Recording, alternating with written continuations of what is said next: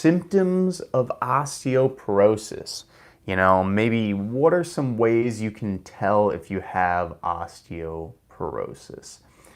And this is the really tough part about osteoporosis, is because, as we mentioned when we were kind of introducing osteoporosis and talking about it, we described it as a silent killer, as in you don't really know you have it until you potentially fracture a bone, lead to that permanent disability that comes from it.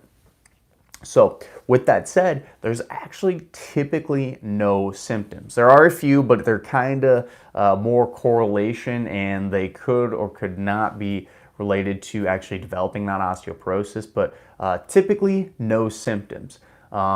One of the things that we'll talk about is potentially a decline in posture. So if you notice somebody, maybe they're really, straight and sturdy with their posture, and over time they start slouching, it could be due to osteoporosis, the bones weakening and your body not being able to support you that much.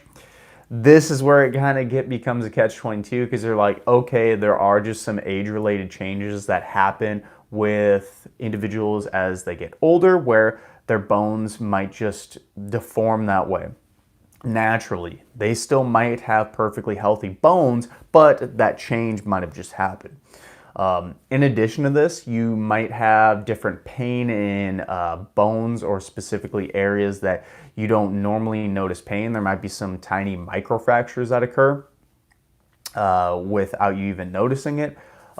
And this goes back to the understanding why screening is so important. And if you are in one of those high-risk categories and you're like, I don't know if I have osteoporosis, it's something that's good to check. It's something that's good to check. And the sooner you can check it, the sooner you can treat it and kind of deal with it.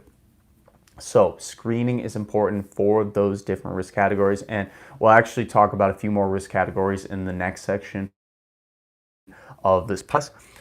But some other symptoms of osteoporosis: you might have bone breaks during very minor activities of daily life. This is probably one of the most glaring symptoms. And unfortunately, when I say symptom, usually you want it to be something that's not overly dangerous or detrimental to your health or well-being before you can actually get to it. Say, for example, somebody has a cough, and this is before they get a full-blown flu. You could likely do something, take some cough medicine, get some extra sleep, eat some health promoting foods with lots of vitamins and minerals to kind of offset developing that flu.